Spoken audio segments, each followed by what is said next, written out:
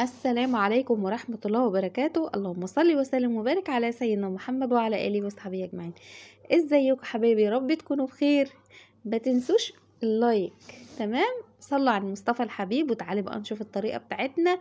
طريقة ايه؟ طريقة الفطير المشلتت. من زمان ما عملتوش وجاف بقى في عقلي النهاردة ان انا اعمله واكل معاه عسل اسود كده بالطحينه. شايفين بقى العسل الاسود والطحينه بصراحه طعمهم يجنن. وجبنه قديمه واخداها من حبيبتي واختي في الله، ربنا يبارك لي فيكي يا حبيبتي يا رب. تمام، معانا كده الفطير. شايفين مورق ازاي؟ تعالي بقى اقولك على طريقه فطير تعمليها ومش هتتعبك في الفرق. تمام، معايا 2 كيلو دقيق حلوين كده. تمام، ومعاهم 3 معالق سكر. انا عندي سكر بودر من ايام البسكوت والكحك كانوا موجودين عندي. انت حطي سكر سنترفيش ماشي، اللي هو السكر بتاعنا العادي. عندك سكر بودرة مفيش مشكله. انا حطيته كده وقلبته في الدقيق، وحطيت معلقتين ملح في الميه اللي انا هعجن بيها. الميه اللي انا هعجن بيها ميه فتره. تمام، مفيش خميره. الفطير ما بتعجنش بخميره، ميه وملح وشويه سكر. عجنتها كده وطفحتها خليت العجينه بتاعتي ملبن كده زي ما انتوا شايفين. هسيبها ترتاح شويه، هغطيها واسيبها ترتاح شويه. عندك حاجه روحي اعمليها يا حلوه، وتعالي ارجعي تاني للفطيره بتاعتك. فطيره للعجين. معايا كده كوبايه من الزيت، ومعايا كمان مكعب صغير كده من الزبده، يعني حوالي كوبايه زبده. ومعايا كمان معلقتين كده زبده تكون سايحه، مش مسيحه على النار، لا هي سايحه منها لنفسها كده. هاخد العجينه وانزل بيها على الترابيزه بتاعتي دي اللي عماله تترقص دي. حطيت حته زبده كده علشان اقدر ان انا يعني تكون كويسه على الترابيزه واعرف اقطعها. قطعتها 4 قطع قد بعض. الفطير بتاعي النهارده له كبير وله صغير، يعني مشكل كبير وصغير ووسط حسب ما انت عايزه. تمام، يعني مش ضروري تربطي نفسك بحاجه معينه. حابه تعملي كله كبير مفيش مشكله. خدت كده يعني انا قطعت ال2 كيلو 4 تقراص كده. خدت القرصه اللي انتوا شايفينها دي، وبالزبده اللي انا كنت جايباها في الطبق دي اللي انا هرساها دي، وهبتدي افرد بيها العجينه. طب انت بتعملي ليه كده؟ علشان الفطير بتاعي يبقى مورق. انا ما عنديش طبليه مدوره هقعد بقى افرد عليها، او ان انا اعمل مثلا اقطع واعمل رقات من الفطير. لا، انا هعمله بطريقه النهارده هتعجبكم خالص. هفرد كده العجينه بالزبده زي ما انتوا شايفين، وبعد كده هلفها رول.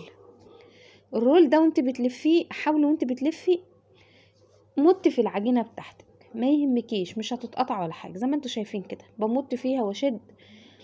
والمهم الرول بتاعك ما يكونش الجنب كده رفيع وجنب تخين وكده. لا، تحاولي ان العجينه كلها زي ما انتوا شايفين كده بشدها علشان يبقى الرول كله متساوي لبعضه. تمام، بعد كده بقى الرول ده انت بقى عايزه تقطعيه فطيره كبيره ماشي، عايزه تقطعيه فطار صغيره ماشي، زي ما انت حابه. تمام، انا بسويه كله عشان يبقى زي بعضه. هجيب السكينه بقى واقطعه ده هقطعه فطاير صغير. طب انت خلاص كده عملت الفطيره؟ لا طبعا، انا عملت الرول وهركن العجينه بتاعتي وهسيبها عشان تترفع. كل ما تسيبي العجينه بتاعتك ترتاح، يعني تترفع يعني ترتاح، هي مش فيها خميره ولا حاجه هتخمر، بس العجينه هترتاح. لما تيجي تفرديها هتتفرد معاكي بسهوله، مش هتبقى ناشفه متنحه تمام.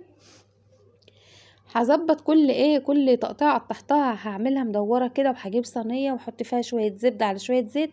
الزبده اللي انا حطيتها مع الزيت سيحتهم، وحطيت شويه كده في الصينيه. واللي انا عملته رصيته زي ما انتوا شايفين. هاجي على بقيه الاقراص كلها هعملها بنفس الطريقه اللي انتوا شفتوها، عامله صغير وكبير ووسط. تمام، تعالى بقى نشوف القرصه اللي انا سايباها الاخرانيه دي. برضو هتكون الفرده برضو واضحه ليكم. هفردها وبالزبده زي ما انتوا شايفين. والقلبه اللي انا بقلبها تحت العجينه دي بتديها التوريقه. يعني كل انت ما تشدي كده في العجينه او تشيليها وترجعي تحطيها الوش مكان الظهر بتديكي توريقه. تمام، هتعملي برضو الرول برضو نفس الحكايه. برضو الرول دوت لما انت بتعملي شدي في العجينه، ما يهمكيش حاجه، مش هتتقطع منك ولا حاجه. ولو اتقطعت برضو ما فيش اي مشكله.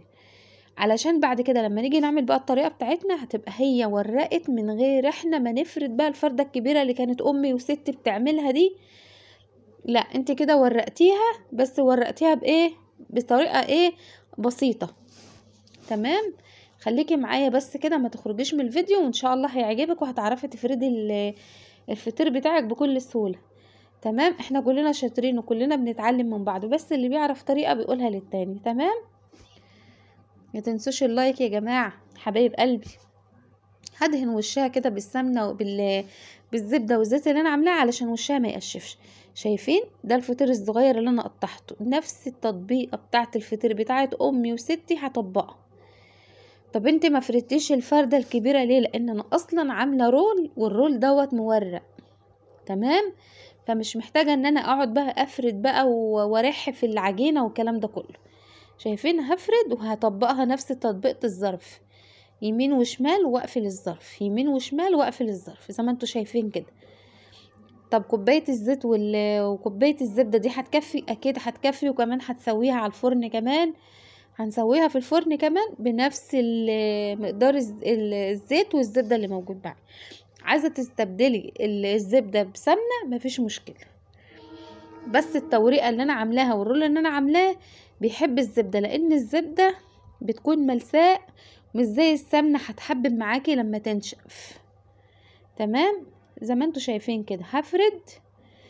لو تاخدي بالك ان في طبقات كده موجودة في القرصة وانا بفردها، في طبقات موجودة في القرصة وانا بفردها، حتى هتشوفيها لما اجي اقلب القرصة اللي انا بفردها دي، لما اجي اقلبها هتلاقي فيه توريقة.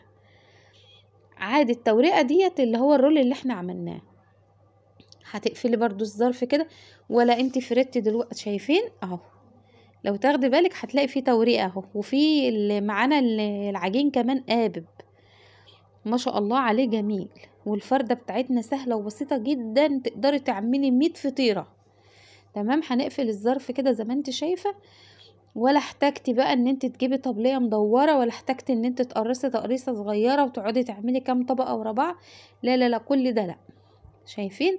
وطلع معانا الفطير مورق وجميل وما شاء الله، الله اكبر عليه. يا رب ما كنش ضيفة تقيلة عليكم واكون برغي كتير. تمام. الصواني بقى اللي انا هسوي فيها الفطير، هدهنه كده بالزبده مع الزيت اللي موجود معايا، الماده الدهنيه دي، وهبتدي ان انا اوزع بقى الفطير بتاعي، وهسيبه ملموم مش هفرده. طب هتفرديه امتى؟ هفرده وانا قدام الفرن. هولع الفرن كده واسيبه يسخن، واقعد افرد العجين بتاعي، واسيبه برضو يرفع، يعني العجينه بتاعتي ترتاح برضو، علشان لما تيجي تسويها تديك النفخة اللي بتشوفيها بتاعة الفطير دي، وتحس ان هي من الطبقات بتاعتها من جوه مورقة. شايفين؟ ما شاء الله الفردة سهلة وبسيطة جدا جدا جدا. تمام. اهو نفس التقفيلة بتاعت ستي وامي اهو، سهلة خالص جدا جدا جدا. ودي اخر واحدة معانا. تمام. الصواني بقى خلصت معايا، فانا هحط في الصينيه الصغيره اللي انا كنت مسيحه فيها السمنه، مصممه على السمنه اللي مسيحه فيها الزبده والزيت، هحط التقريصه بتاعتي دي فيها. ولما انزل بقى قدام الفرن بتاعنا تحت في البيت من تحت، هنزل بقى بالصواني بتاعتي، وهقعد قدام الفرن كده اسخنه، وبعد كده وهو بيسخن ابتدي بقى افرد بقى التقريصه بتاعتي دي في الصينيه اللي انا هسوي فيها. شايفين؟ حتى لو تاخدي بالك عندنا العجينه بتقب اهي، شايفين عامله فقاقيع ازاي؟ الله على العجينه دي بقى لما تيجي تسويها، يا سلام سلم، هيبقى فطير بيتكلم عن نفسه. انه الفطير الذي يتحدث عن نفسه. جميله جدا. تمام. هننزل بقى ناخد بقى فطيرنا، وناخد الصواني بتاعتنا وننزل. احنا كده نزلنا بقى. في الوقت ده انا كنت بسخن الفرن معانا هوت الفطير ما شاء الله عليه، الله اكبر عليه. شايفين بتتفرد معايا بكل سهوله ازاي؟ هفردها قرصه تاني. انا مش هتفضل هي متقرصه مكلكعه صغيره كده، لا طبعا هتفردها في الصينيه، وعلى حسب ما انت عايزه تفرديها، لا تخليها رقيقه جدا ولا تخليها تخينه. تمام. وهتيجي بقى مدخلاها الفرن كده، اتفرجي بقى على جماله. هتشوفوه دلوقتي في الفرن وهو بيقب كده جميل زي العيش كده اللي محطوط عليه خميره وبيقب. والله طريقة سهلة جدا وجميلة وبسيطة، وعملت الفطير النهاردة ما حسيتش بأي مجهود ولا بأي تعب ولا خد مني وقت. شايفين أبا ازاي؟ ما شاء الله، الله أكبر عليه الجمال ده، ما شاء الله. النار بتاعتنا من على الجنبين والفرن من تحت، وطالع معانا بسم الله ما شاء الله فطير ايه بقى مقولكيش. وده الفطير الصغير حطيته كله في صينية واحدة، وده الفطير بعد ما كله خرج من الفرن.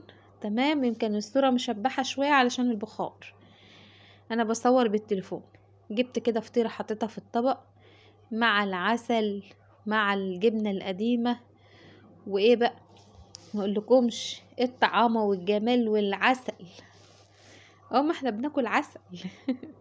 اكسري بقى الدايت واكسري الرجيم واكسري اي حاجة في اليوم بتاع الفطير دوت، وكلي براحتك.